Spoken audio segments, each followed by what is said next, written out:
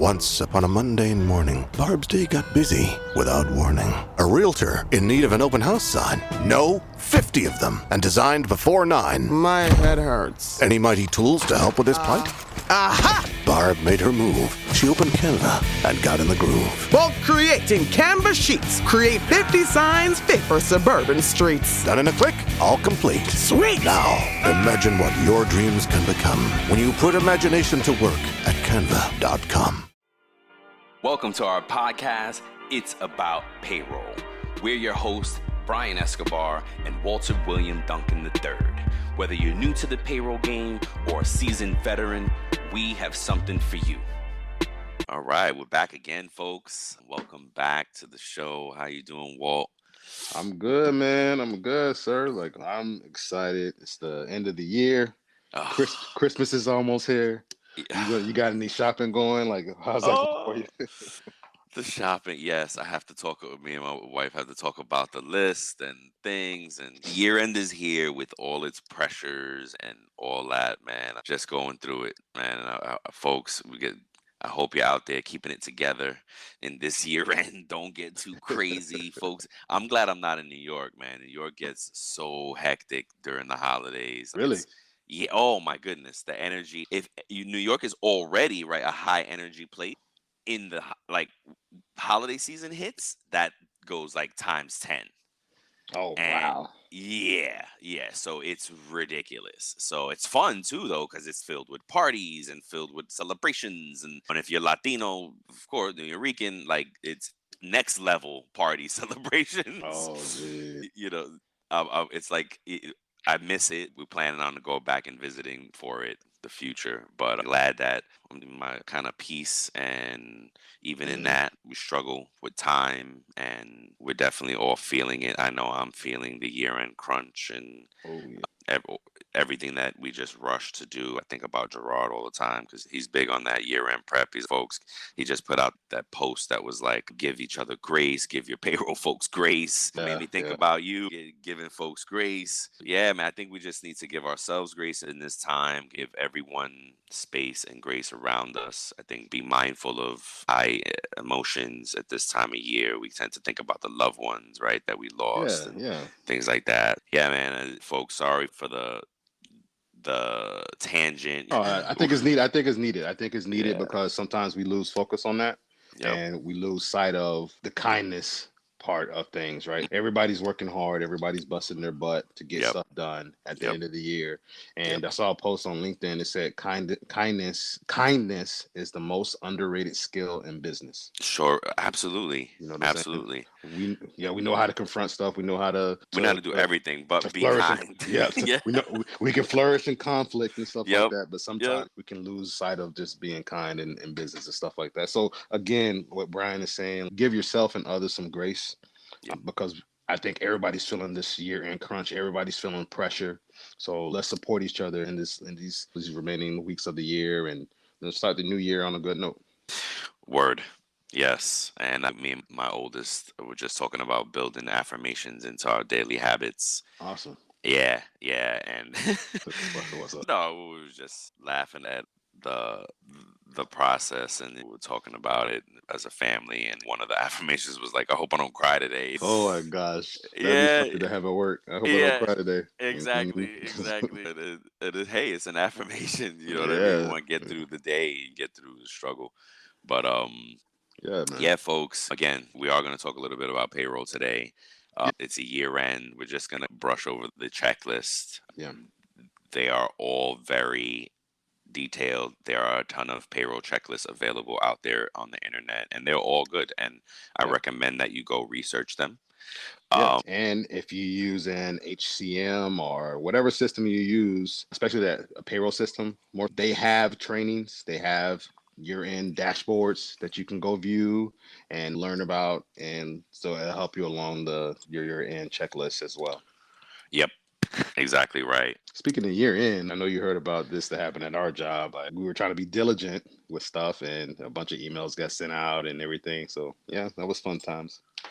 Year end activity. Yes. Oh, and no good deed goes unpunished. Absolutely, yeah. And I had an HR leader that taught me that used to say that all the time. And it was so true. And that became like our ringing theme because in HR and in payroll, we always want to be very helpful. Yeah. And a good HR and payroll professional likes being helpful. Absolutely. This is a job for those people who like helping. And I love people who really are honest about it. I worked with someone in recent years. I don't know if she'll ever hear this, Susanna, but she was very honest about it. She's like, I love helping people. But you had some good points. Let's cover these year-end points. Again, folks, this is just kind of a little bonus episode because it's year-end. Wanted to just remind. This is the reminder. Hi, this is Stacey Harris. And this is Terry Zipper. And we're the host of the two podcasts under the HR Huddle. On Spilling the Tea on HR Tech, we uncover the latest trends, truths, and challenges from Sapient Insight Group's groundbreaking research and our analyst insights, serving up everything you need to know about HR tech with no sugarcoating. And on HR We Have a Problem, we tackle the toughest workplace challenges head on, offering you expert advice and actionable solutions to help HR leaders thrive in today's fast-changing world. Whether you want the scoop on tech or tools to solve people problems, we've got you covered. Take a listen and subscribe. If you want to become part of our community, we'd love to see you. The reminder episode, right? It's going to come out today, 12/11. Later today is 12th week of 12/12. Hey, December.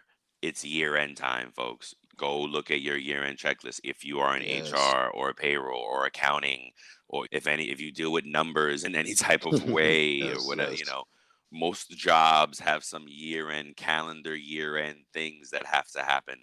So whatever it is, and definitely as a payroll HR professional, you have things that you need to make sure are happening. And some of those things you have here, Walt, for us, one of them being tax balancing. And that is important. You got to make sure that basically all your taxes are being filed.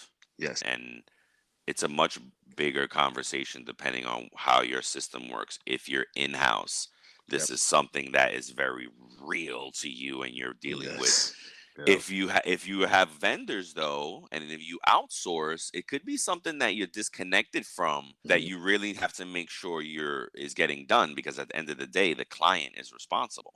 Yes. I know some companies out there take responsibility, so you have to understand where that falls for you. Yes. And are you an employer where your responsibility lies with taxes? Most situations, the client is still responsible. So please be sure things are happening. What else do you got out there for us? I have something with negative deductions, right? So this may impact earnings, taxes at the end of the year, or you're going to end up finding yourself doing a lot of manual check adjustments, those prior quarter adjustments at the end of the year, especially if you use a certain code. So let's say you want to credit back somebody benefits, or you want to credit somebody back a deduction or whatever, and you use a code that's miscellaneous, like those miscellaneous code. Oh no! Don't use that code though. Yes, finance would really strongly would prefer you not to use that code. Don't use other. Don't use miscellaneous. Because you'll find yourself and don't use the improper code to credit something back. Oh yeah. If I want to give you back medical something, I'm not gonna sit there and use a stale date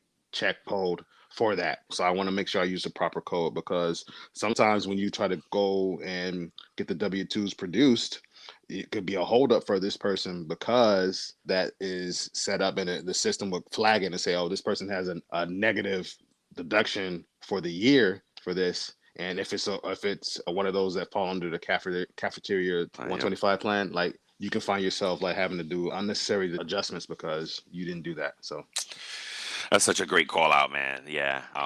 I was trying to keep it light, but Walt went straight for the jugular with the negative deductions and the impact on quarter. And that's one of the checks that a good system, either your reconciliation or your system will show you at the end, is that you have some outstanding negative deductions. And think about it. Basically what it says is there's no balance in this bucket, and now you're trying to take away from it. You've put nothing in this bucket all year long.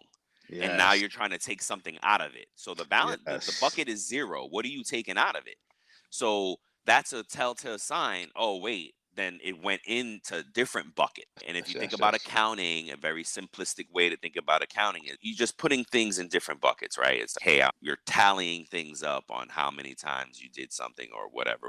So the system is saying to you at the end of the year, you have an outstanding balance, a negative balance in this category, and it means that or it could mean you're taking more from it than is in it. If you only put Uh-huh. $5 in, right? If you only put $5 in and now Mhm. you're trying to do a $10 transaction, then it's not gonna it's gonna give you that error. I have a So question. I have a yeah. question for you, and I know this is the last question, and I don't want to get too deep into it, like you said, and then we'll continue on.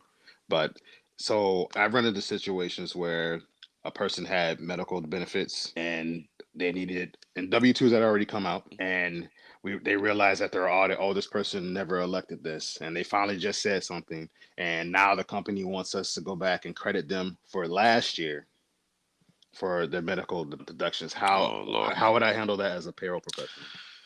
You're on a roll, sir. Oh, sorry. That I think is a conversation you have to now pull in your benefits folks, your company, because there are impact and there's impact to all of that. So we're talking about prior year adjustment. Okay, Now we're talking about a prior year and a prior quarter adjustment. That's gonna, even though it's legitimate and it's all good, it's gonna create a lot of paperwork because now you have to tell a few teams we're doing this, but it doesn't actually undo what happened. All we're okay. doing is giving the money back because the coverage was still fine. We don't need to go back to the medical people and say, oh, we want the credit back for November and October, whatever, for this thing. Mhm. The medical vendors don't have to give us the credit back. The company is choosing to do that refund and make that exception. Because if you catch Mhm. these exceptions, if you have these employees that are lingering and you know something's going to be done, you might want to do it within the year, try to get the entries in. Now you want to prep your tax teams that, oh, this is going to be a prior year adjustment that's going to come down the road. Those things take time to turn around. Are you going to need a Yeah. W-2C? That's where this question started. What was the W-2? Yep, these little things that we thought were going to be small are not. They will wreak havoc. And Yeah. this is what preparation is about. This is what doing half year checks. So meaning if you do a half year check in the summer, take your year to date numbers and recalculate the totals. Nice. And and what's your taxable wages? What's your pre-tax? So again, folks, right, your system is doing some of the calculations for you, but as a good payroll professional, you should know how to do those calculations. Okay. You should be able to get balances and take a gross and calculate what that box 1, 3, and 5 are going to look like. Gotcha.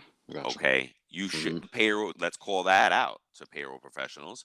As a payroll professional, you should be able to calculate box 1, 3, and 5 by hand or with the help of Excel. And that's what I mean by hand, not look at payroll system numbers are and just say, yes, this is truth.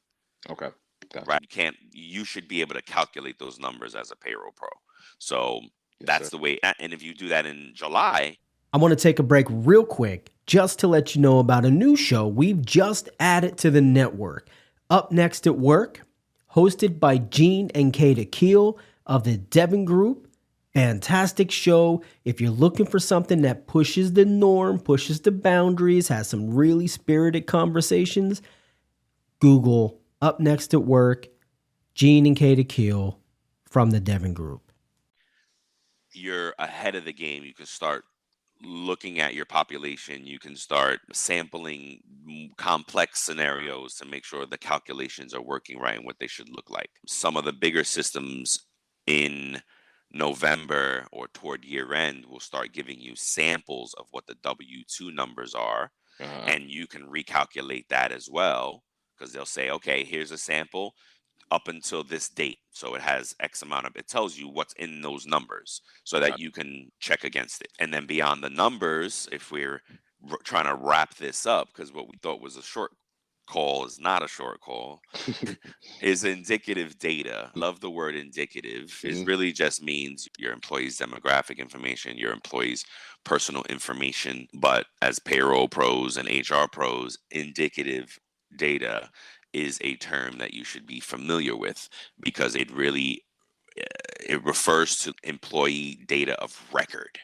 Gotcha. That's that when they say that, when you hear indicative data, we are now talking PPI, we're talking legalities, we're talking compliance. Like your data has to be, that is data that they're gonna work everything off of. And if it's wrong, then it's wrong. Yep. You know what I mean? That, and then as HR pros and payroll pros come year end, 75 emails, we will let you know that you need to update this information, and you should be, and as an employee, you should be updating the information. I think that we really don't understand as employees that it's our information. We should own it. Yep. And take a lot more ownership in where your information is in the world, and if it's updated or not. It is your responsibility. Absolutely. Like, I think it's something that we said earlier in one of our first episodes. It's like about branding, right? If you look at yourself as your own brand as an employee, you will want to protect your brand, right? So that by doing that, you protect your data, you protect your information, you'll make sure that it's up to date, you'll look at your pay stub and everything like that. So protect your brand. Yeah. Oh, I love that. Yes, absolutely. Absolutely. And then that kind of just wraps it up for year end. In a general, again, folks, we're not going to go into the checklist because there are many good checklists out there. Yeah. Okay. Go, if you don't know, go research. When year end comes, like, I just go find those good checklists and I read them and just go through it. And okay, what am I doing internally to this? If you have to provide one to your boss, then you need to rehash them, right? Take from all the checklists what you need, what is relevant at your organization, because the checklist may give you something that's not relevant to you. One of them mentioned group term life insurance. Not everybody does group term life insurance. Good point. But if you do, there is a calculation that is end processing. Okay. And that's actually one of the tricky ones, that if it happens on a check by payroll, it added on to the taxable wages. But if you didn't know what to do with that calc, you weren't going to get to the net properly. Yeah, I've seen situations like that too, man. With the life. Yep. Yeah. Okay. So again, if you're responsible for preparing this checklist for your organization and you don't have one, if you're a payroll pro and you're like, oh my God, I don't have a checklist. Yes. Go create one. The internet will give you everything you need. Yes. You pull from it what you need and you create one that is relevant for your organization. Yes. It's better to be prepared ahead of time. So be proactive instead of reactive. But yeah. And honestly, we're super late on year-end activity because you should have been doing this from like September. Yep. So I'm serious. Yeah. We'll get better. Sorry, guys. We'll get better at reminding you. I would imagine we've said it a few times in past episodes, but you know what? We'll put out our own year-end checklist. There you go.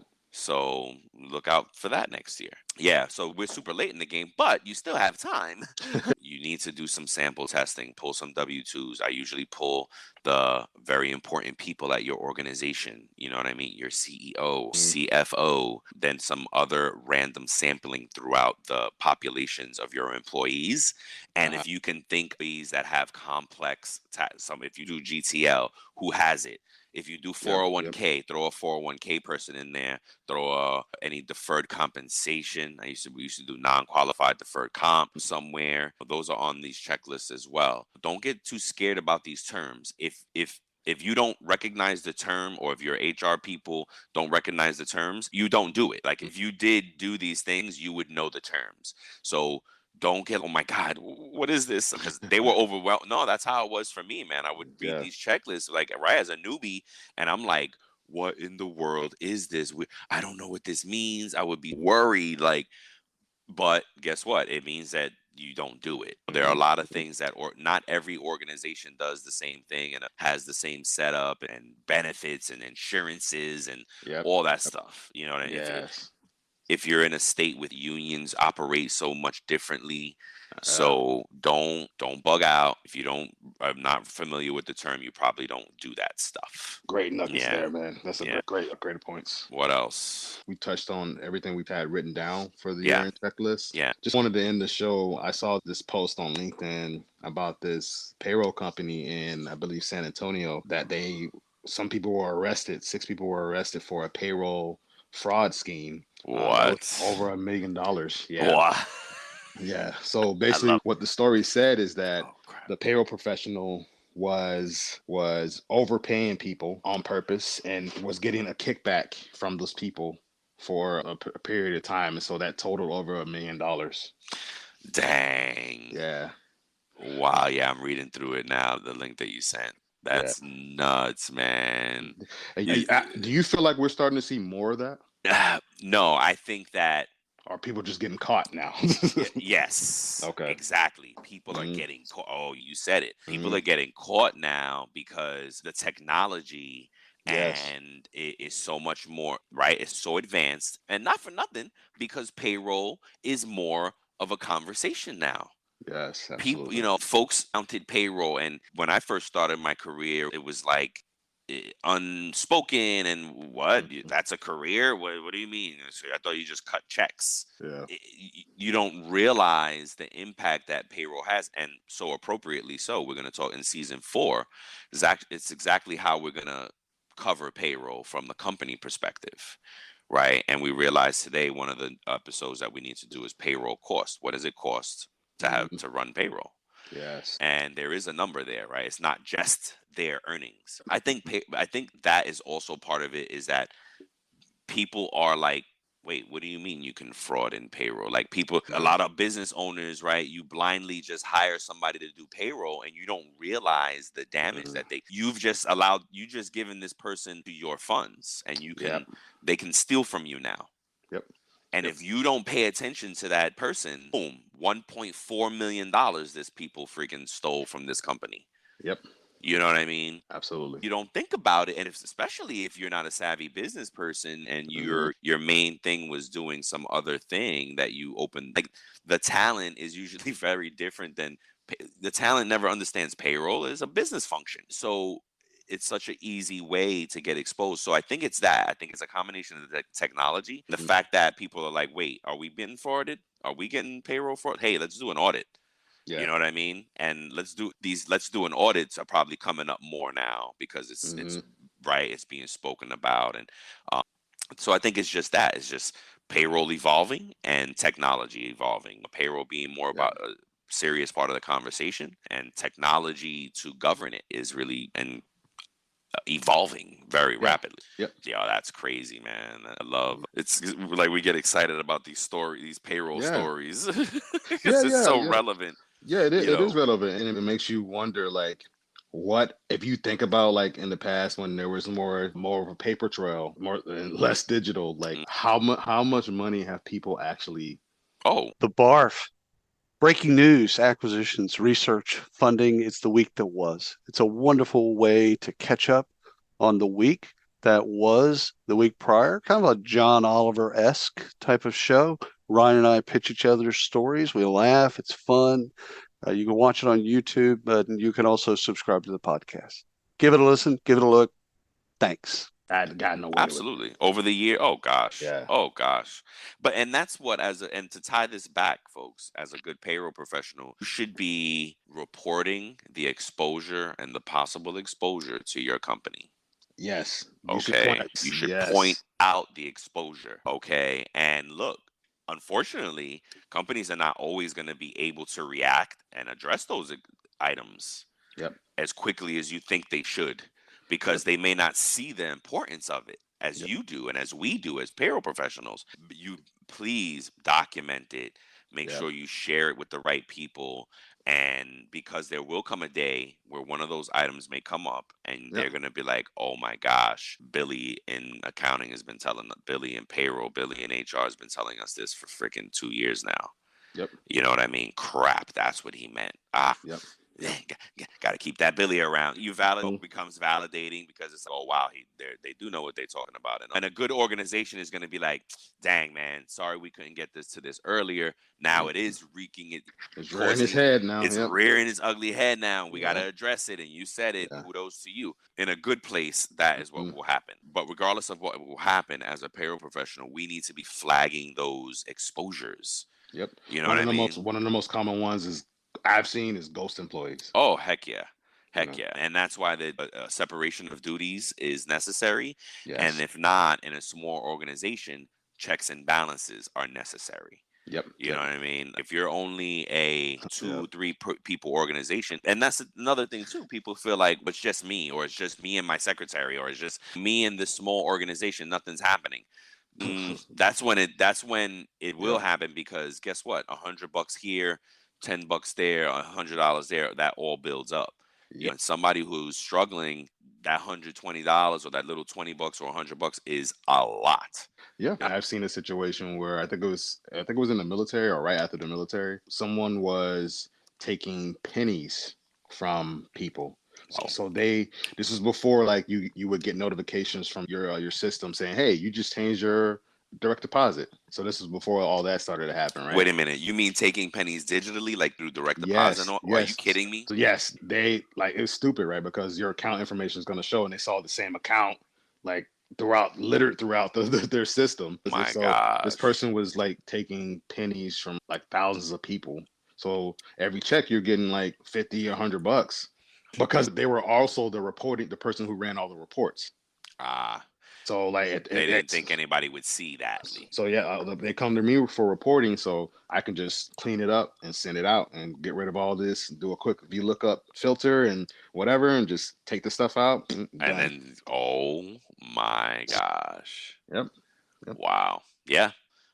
Someone said that to me, and then we'll end it here, man. Someone said, if you can't trust the person that is doing payroll for you, they don't need to work for you. No, definitely not. Yo, that's a great ending point, folks. I hope we were helpful and relevant in this episode. Again, year end, it's really the biggest takeaway is if you haven't gone over a year end checklist at this point, please go find one for yourself in payroll or in HR. Do it right now. Do it now. Go start Google. Just do it now. And that's it. I hope you guys have a great holiday season. Yeah. We are going to come back with, I think we're going to do a year in review, right? Absolutely. Yes. All right. So it'll be fun. And then as we ramp up to season 4, I guess it probably makes sense that season 4 is more toward the new year and just being considerate too. It's the holidays. People are busy. Shopping people were, ain't nobody think about no payroll podcast. No. But we're still going to deliver, and we're still going to put out a great product for y'all. I'm really excited about season 4 because we're really going to approach it differently. And just, again, the preparation has got me excited. And I really want to deliver a good product for you guys. Yep. And as we continue to try to be helpful and relevant. Yes, sir. All right. All right. Thank you, everyone. Thanks. All right. Peace, man. Peace. Thank you for listening to today's episode of our podcast. We appreciate you. We're grateful for you. And we hope that the information that we'll share with you will impact you as a payroll professional. Until next time, keep learning, keep growing, and most importantly, keep going. I get it. The podcast just isn't enough. That's all right. Head over to your favorite social app, search up Work Defined, WRK Defined, and connect with us.